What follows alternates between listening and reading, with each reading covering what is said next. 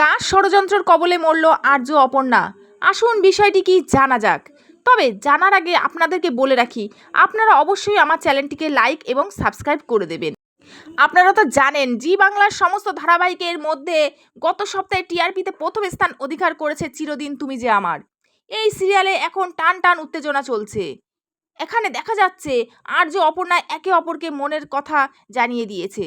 তবে এরই মধ্যে মাঝে আবার ডাক্তার হিন্দোলের সঙ্গে বিয়ের ঠিক করা হয়েছে।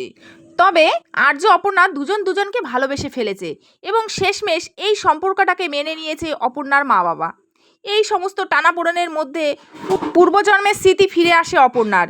এদিকে হঠাৎ দুর্গাপুজোর অষ্টমীতে পুজোর অঞ্জলি দিতে ব্যস্ত যখন সকলেই, তখনই অপর্ণার মধ্যে রাজনন্দিনী জেগে ওঠে আর তার চোখে মুখে হঠাৎই বদলে যায়। অপু যেন একটা ঘোরের মধ্যে চলে যায়। আর এই সমস্ত কিছু দেখে অবাক হয়ে যায় তার মা বাবা। অন্যদিকে আনমনে চলতে গিয়ে শাড়িতে আগুন লেগে যায় আর আর্য ছুটে গিয়ে তাকে বাঁচাতে গেলে অপর্ণা ধাক্কা দিয়ে আর্যকে সরিয়ে দেয়। অপু বলে, আর্য সিংহ রয় তোমার আসল পরিচয় নয়। তাহলে আর্যর আসল পরিচয় কি? আর এই উত্তর খোঁজার জন্য মরিয়া হয়ে পড়ে অপু। এই প্রশ্ন খোঁজার আগেই মেঘরাজ অপুকে কিডন্যাপ করে নেয়।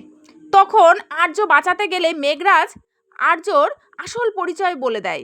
বলে আর্য নামে ঘুরে বেড়াচ্ছে আসলে শঙ্কর। এই কথা শুনেই অপর্ণার মনে সন্দেহ বাসা বাঁধে। আর্যকে এই বিষয়ে যতবার জিজ্ঞাসা করতে যায় ততবার নানাভাবে তাকে এড়িয়ে যায়। এই কথা শুনে অপর্ণা ঠিক করে যে এবার সে মাধবপুরে যাবে আর সেখানে গিয়েই আসল পরিচয় খুঁজে বের করবে আর্যর। এরপর এই ট্যাক্সিতে করে সে রাতের অন্ধকারে মাধবপুরের উদ্দেশ্যে রওনা দিল।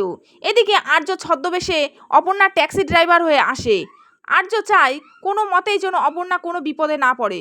তবুও এরপরেও রাস্তায় যেতে যেতে একটা ভয়ঙ্কর দুর্ঘটনার মধ্যে পড়ে।